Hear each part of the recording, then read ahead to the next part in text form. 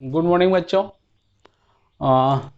Lecture 1 और 2 में कुछ बच्चों को क्वेरी थी, कुछ डाउट था, तो मैं उसको बताने जा रहा हूँ। आप लोग जो भी डाउट हो ना उसको मेरे को कॉल करिए।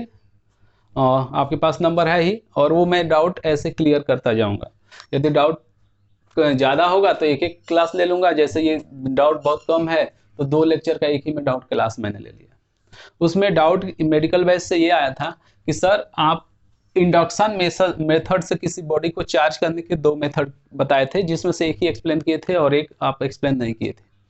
देखो, पहला बात, induction method of induction of charging वो होता है जिसमें बॉडी को चार्ज करते हैं without connection contact with charge body. तो इसका एक सिंपल मेथड तो ये है, सब लोग देखें कि दो हम लोग चार्ज ऑन चार्ज बॉडी लें,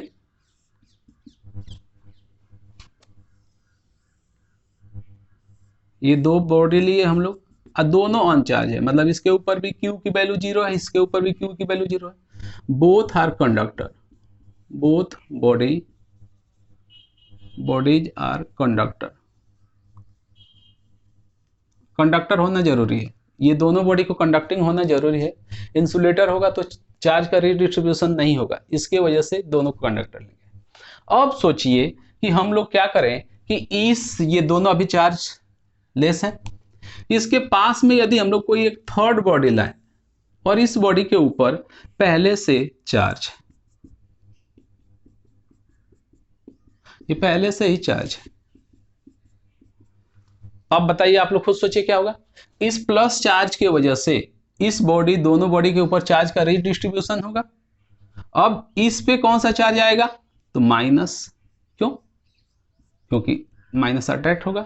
और इस बॉडी के ऊपर कौन सा चार्ज आएगा, प्लस। अभी इस बॉडी को यहीं रहने दिया जाए और इस बॉडी को अब इससे अलग कर लिया जाए, तो इस बॉडी को यदि हम लोग अलग करते हैं तो कैसा बनेगा। ये वो बॉडी है जो चार्ज है, पहले से ही चार्ज बॉडी है ये,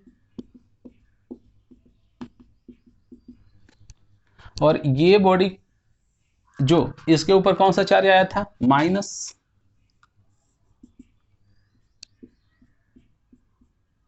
और इसको अब सेपरेट कर लिए, इन दोनों का कांटेक्ट हटा दिए हम लोग, तो इसके ऊपर कौन सा चार्ज, प्लस। नाम से इसको ए लिख सकते हैं, बी लिख सकते हैं, this is the a B.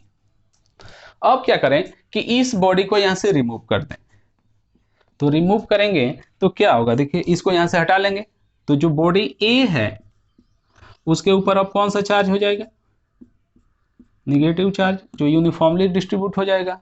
और जो दूसरी बॉडी है उसके ऊपर पॉजिटिव चार्ज आ जाएगा। तो ये एक दूसरा मेथड हुआ। देखिए, ये दोनों बॉडी के ऊपर पहले कोई चार्ज नहीं था, हम लोग इन दोनों को कांटेक्ट में रखते हुए थर्ड एक चार्ज बॉडी को यहाँ पे लाए, इसकी वजह से चार्ज का रीडिस्ट्रीब्यूशन हुआ। जो बॉडी इसके नजदीक में थी, इसके जो नियर में थी, उसके ऊपर नेगेटिव चार्ज आया, और जो अवे थी, दूर थी, उसके ऊपर पॉजिटिव चार्ज आया। इस बॉडी को यहीं रखते हुए इन दोनों को सेपरेट कर लिए, तो इसके ऊपर नेगेटिव चार्ज, इसके ऊपर पॉजिटिव। देन हम लोग इस बॉडी को यहाँ से हटा दिए, तो इसके ऊपर नेगेटिव चार्ज यूनिफॉर्मली डिस्ट्रीब्यूट हो गया, इसके ऊपर पॉजिटिव। तो इन दोनों बॉडी को एक चार्ज बॉडी के बिना कांटेक्ट में लाए, इन दोनों बॉडी के ऊपर चार्ज ला दिए, इसीलिए इसको इंडक्शन मेथड कहते हैं। तो ये मेथड हो गया।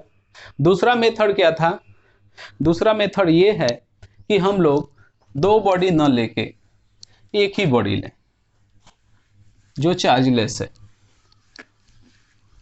ठीक है, इस बॉडी को लिए, अब क्या होगा कि इसी बॉडी पे चार्ज का रीडिस्ट्रीब्यूशन कुछ ऐसा होगा कि इधर माइनस और इधर प्लस। और फिर हम लोग क्या करें कि जो ये पोर्शन है इसको हम लोग क्या कर दें, अर्थ कर दें। अर्थ करेंगे तो ये पॉजिटिव चार्ज क्या अर्थ में मूव कर जाएगा, तो ये बॉडी कैसी दिखेगी, ये तो बॉडी वो है जिसके ऊपर चार्ज है, और ये जो बॉडी है इसके ऊपर ये माइनस चार्ज अर्थ किया हुआ। अब हम लोग क्या कर दें कि अर्थ को रिमूव कर दें, अर्थ को हम लोग रिमूव कर दें और फिर इसको हटा लें, तो इसको फाइनल इस बॉडी के ऊपर निगेटिव चार्ज आ जाएगा। तो ये मेथड मैं उस दिन बताया था,